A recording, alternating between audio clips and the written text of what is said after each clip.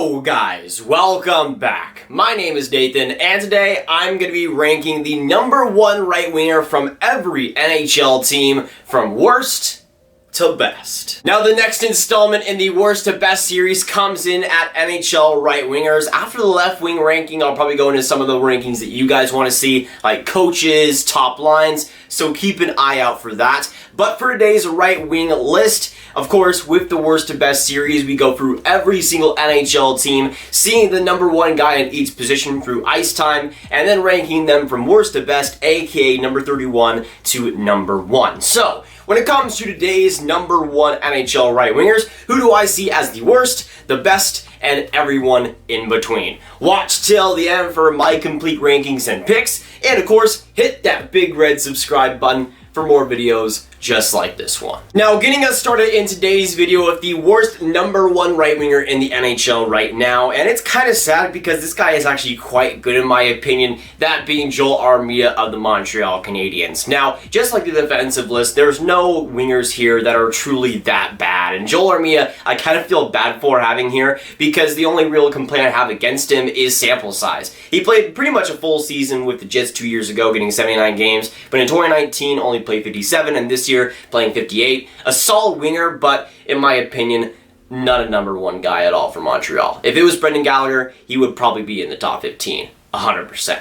Now going on to the next ranking here at number 30, and another guy that I don't think is all too bad whatsoever, and actually had a pretty solid year this year with the Ducks, that being Jakob Silfverberg. Now, I actually quite like Silfverberg, but he's a guy that just is a little bit lower on the totem pole than some other guys. This year, though, I thought had a really solid season, 39 points in 66 games. Although I don't think he's an absolute stud defensively anymore, he can still hold up his own. And for the Anaheim Ducks, his offense was much needed this year. Next up, going to Ottawa Senators winger in Connor Brown. Now, Connor Brown, since we're using the 3-year sample size, it does exclude his great rookie season with Toronto, getting 36 points in 82 games. But this year, Connor Brown, he was a much bigger role, got over 20 minutes on average a night, and put up some pretty good numbers. 43 points in 71 games. And although I will need to see more of him, especially next season, hopefully replicating those stats to have him higher, still a very solid player and looking like a pretty great middle six guy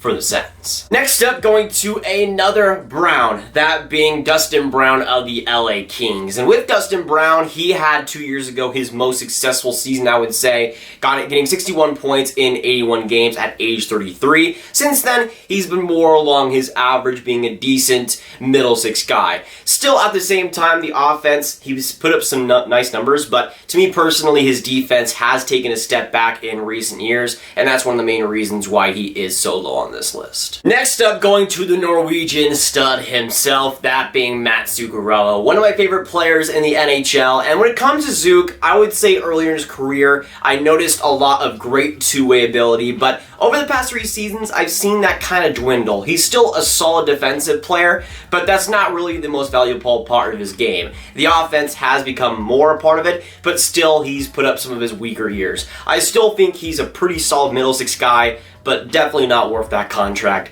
for the Minnesota Wild. Now getting into one of my favorite prospects and players over the past few seasons in the NHL, that being Kailer Yamamoto of the Edmonton Oilers. Now, as the whiteboard suggests today, I think Kailer Yamamoto will win this, to be honest, and especially this season, he was lighting up worlds. Got 27 games played in and 26 points, and although playing with Leon Draisaitl does help quite a bit, I felt like Yamamoto was a big part of that line when he was on it. And the games he did play this season, he showed me why I thought originally he was one of the top prospects in the NHL, and now I feel redeemed. So, for Kailer Yamamoto, I thank you. Next up, going to New York Rangers Russian in Pavel Buchnevich. Now, Pavel Buchnevich is a guy that's really been going strong over the past couple of seasons, not yet breaking out as a superstar, but a guy who's looking like a pretty solid top six forward. Over the past 3 seasons, he's had some great years. This year specifically, got 46 points in 68 games, was really a big part of that New York offense. And although I don't think he's a guy that's going to be on Panarin levels or anything, his offense so far over the past 3 seasons has been really working for the New York Rangers, and as a 3rd round pick as well,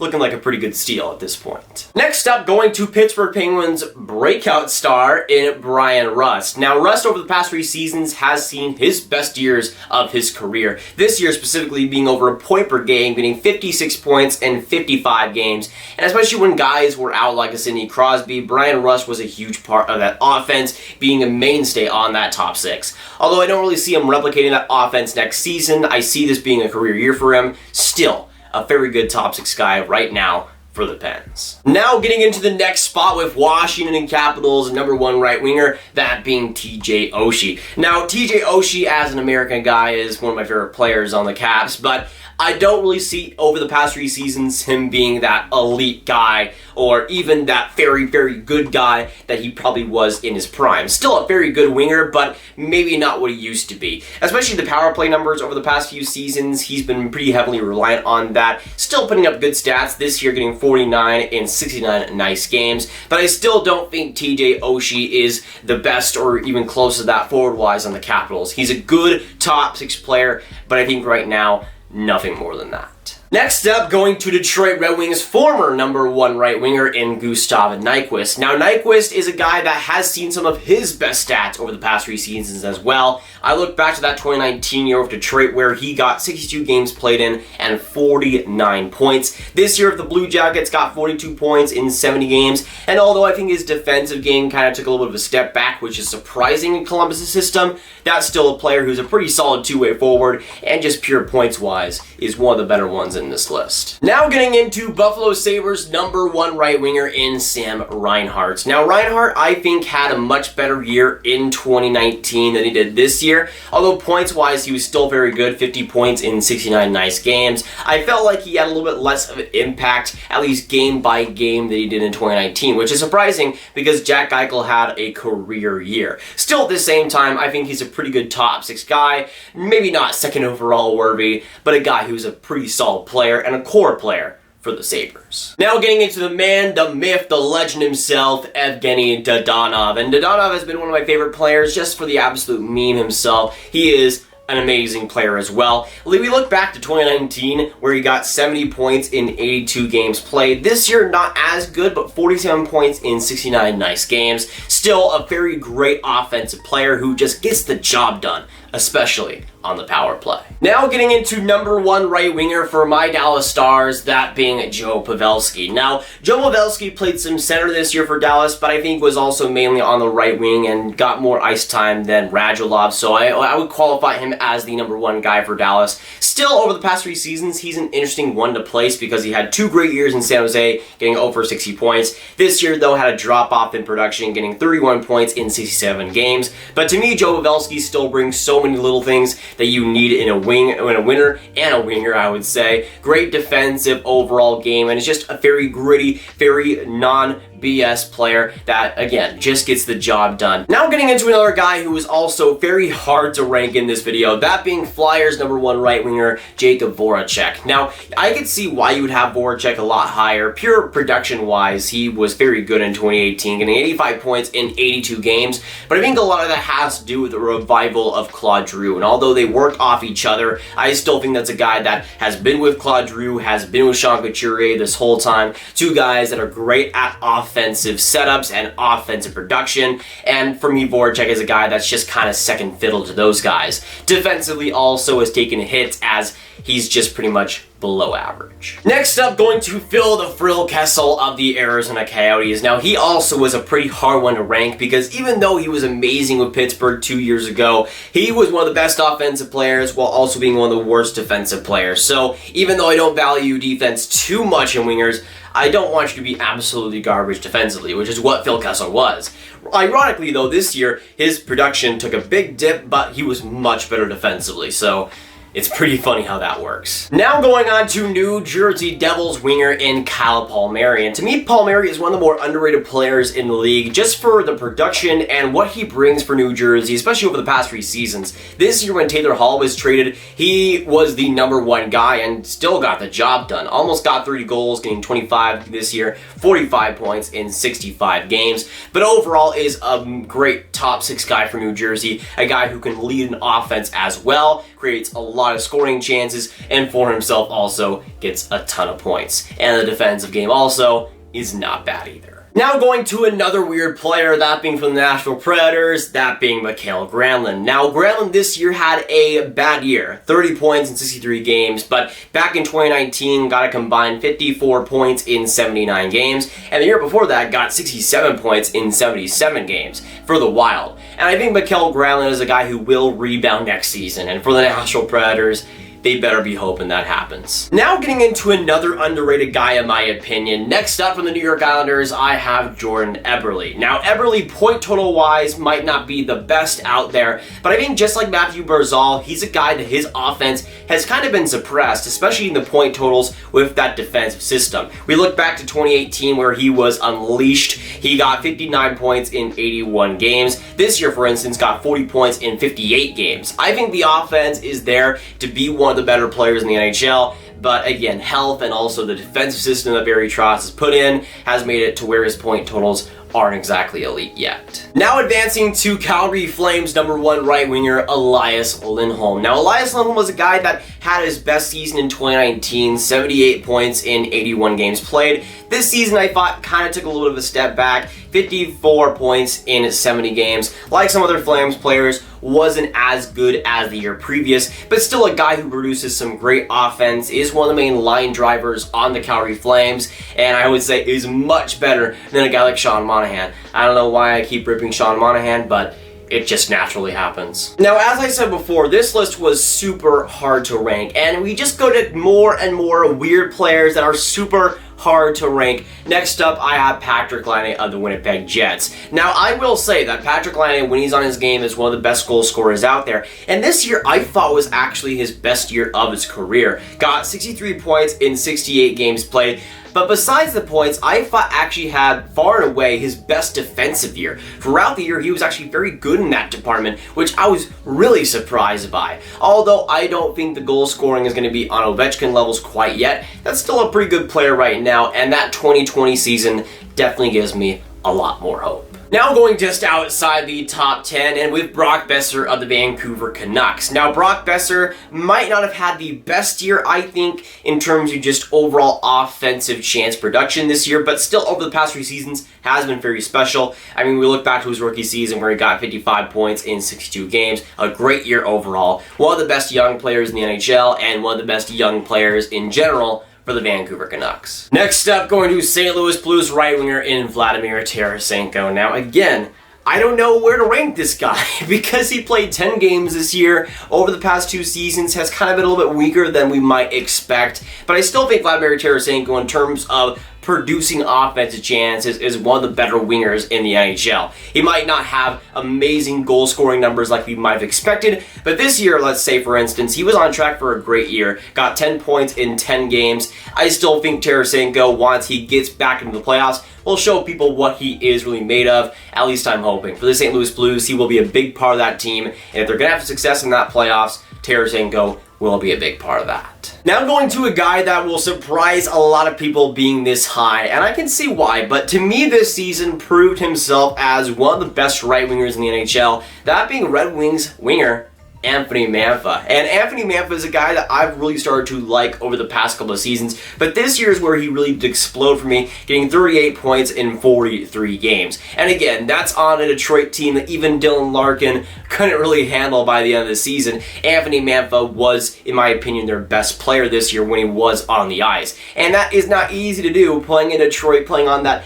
terrible team, still putting up pretty fantastic production. Now getting into one of my favorite players in the league right now, Swiss stud, San Jose Shark, Timo Meier. Now it's unfortunate because I thought Timo Meier had a pretty big downgrade this season in terms of just pure offensive impact. He got 49 points in 70 games, which was good, but the year prior he got 66 points in 78 games. Really great production, getting 30 goals for the Sharks. I think he will rebound next season, at least I hope. Right now, starting to get into the prime of his career. Next up, going to a guy that definitely is on the underrated part of things, does not get enough credit for being a huge part of that Carolina team, that being Teuvo Teravainen. Teravainen is a guy that, especially over the past couple of seasons, I think has been starting to get into the elite territory of NHL wingers. We look back to 2019 where he had a huge year, 46 points in 82 games, and this year 63 points in 68 games, but he's a great guy in terms of offensive production,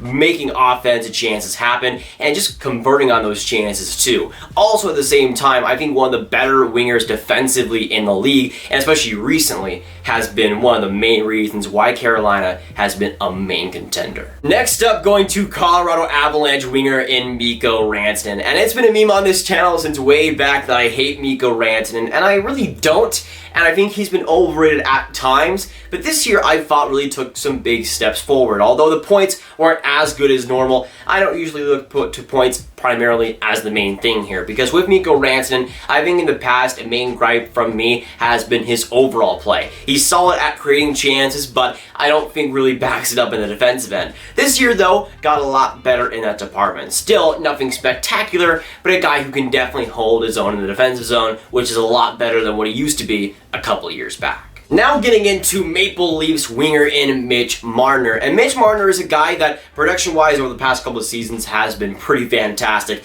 94 points in 82 games the year prior, before this one, and then 67 points in 59 games this year. Production-wise, one of the best out of them all. But this year I thought, in terms of just being the best player, I thought Austin Matthews was much more this year for the Leafs. And although I think Mitch Marner is a decent defensive player, I see some people saying he should be in the Selke race, which, no.